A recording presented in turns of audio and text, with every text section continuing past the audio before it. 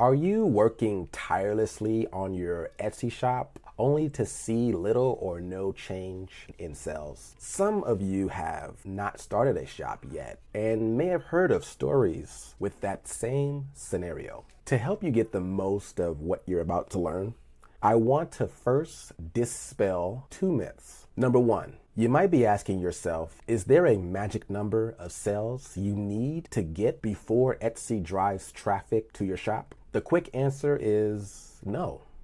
Number two, you also might be asking yourself, don't I need special SEO skills to get more traffic? The short answer to that is you don't. The big problem is spending so much time doing what seems to be, at least, all the right things, then feeling discouraged with the results. In this video, I'm going to reveal the 3-step secret to skyrocket your sales and dominate Etsy. I will also give a bonus step later and a bonus step right now. Let's call it step 0. What if I told you you can succeed on Etsy without feeling overwhelmed about all the things you need to do or all the things you need to learn? I see popular videos about how to make, for example, $1,000 a day and how easy it is to do it. I get why those videos are made, but unfortunately, those types of videos may create more overwhelm and anxiety in the people who watch them, therefore stifling any of their potential progress. We don't usually start an Etsy shop thinking about our emotions, but entrepreneurship is kind of like being on an emotional roller coaster. I learned this emotional management hack on how to guarantee progress from my business coach, Dan Sullivan. He says that your progress will continually make you happier if you measure it properly. Put your sales goals on what I call a skyrocket staircase. Instead of trying to make one major leap and measuring yourself based on the success or failure of one massive sales goal, take skyrocketing steps upwards. So step 0 is take the pressure off yourself. Don't even think about skyrocketing your sales without a simple strategy to dominate Etsy.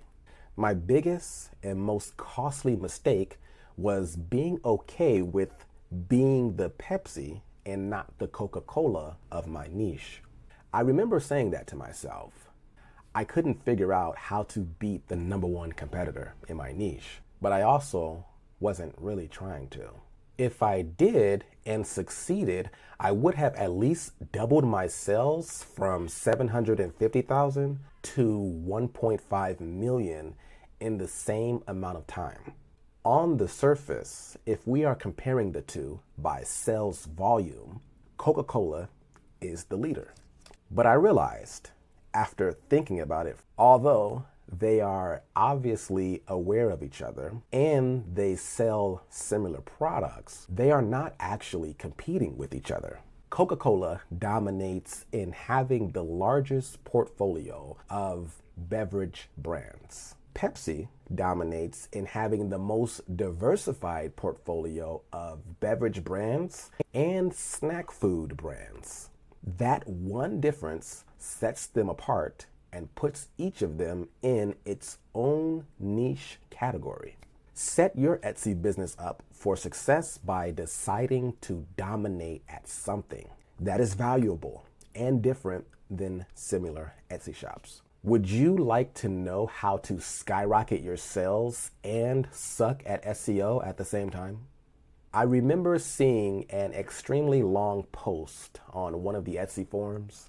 This lady wrote word for word a conversation she had with her husband who used to work at Google, I think it was, and was an SEO engineer of some sort. The day I read that post, I realized people are way past overthinking this.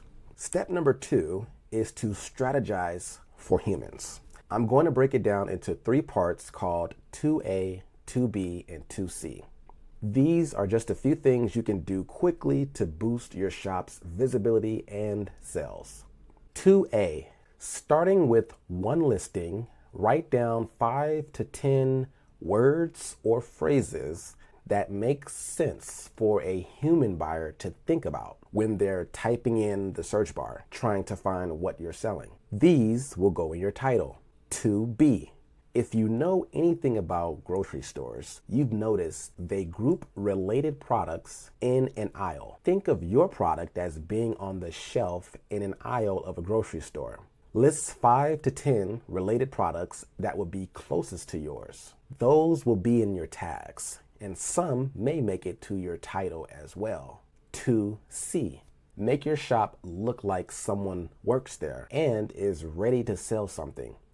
What I'm sharing with you in this video is part of a wider strategy that I go over in my free ebook. So make sure you go to the link in the description and download your free copy today.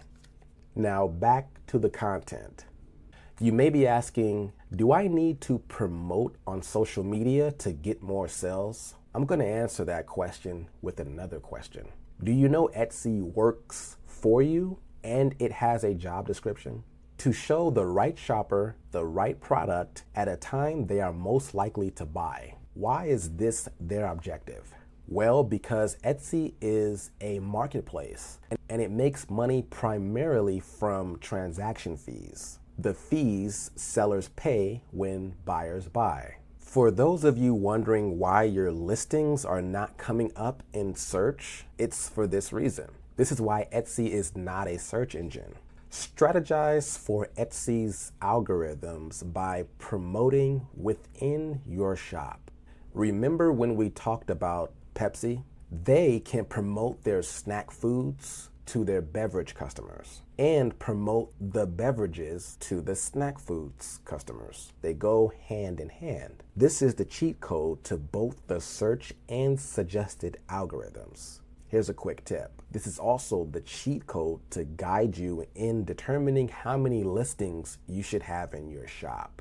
Before we get to the second bonus step, make sure you hit the subscribe button if you've gotten value so far. Here's the next bonus step. Do you worry about how to handle customer service? See, I'm a night owl, but my target customer is an early bird. So shortly after I go to sleep, they're waking up. If I had a top 3, one of my least favorite parts about selling on Etsy would be waking up and seeing my Etsy inbox notifications on my phone, because I know they are about questions or complaints. So check this out. 70% of Americans are using their phones on the toilet. And when they are on the phone, on the toilet, they are using social media. After implementing the 3-step secret, I want you to do nothing for 30 days except toilet test your target customer. So the toilet test goes like this. Imagine your target customer is on the toilet, on the phone, scrolling through social media. Keep in mind they are paying the least amount of attention and are not thinking about buying anything. While scrolling social media, they see an Etsy ad. They accidentally click that Etsy ad. Then Etsy accidentally shows them a random selection of 5 of your products. Are they trying to hit the back button, or are they clicking on one of those 5 products? If you pass the first test, that means your thumbnail clearly communicates what you're selling and intrigue them enough to click on a product. How well are you communicating what you're selling while they're swiping through your photos? If well enough, they will go to your description or visit your shop for other products before adding to cart.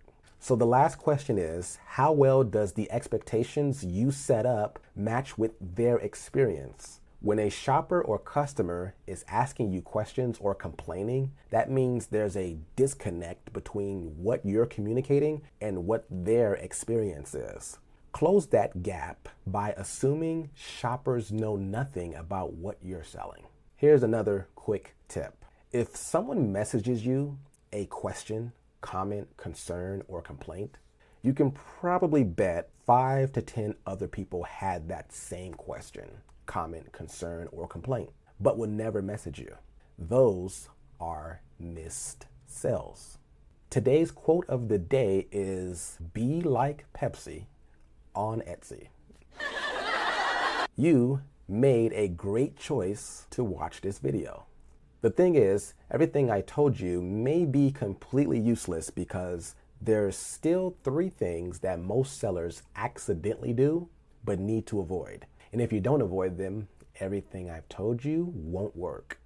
So watch this next video to see what those pitfalls to avoid are, and I'll see you there.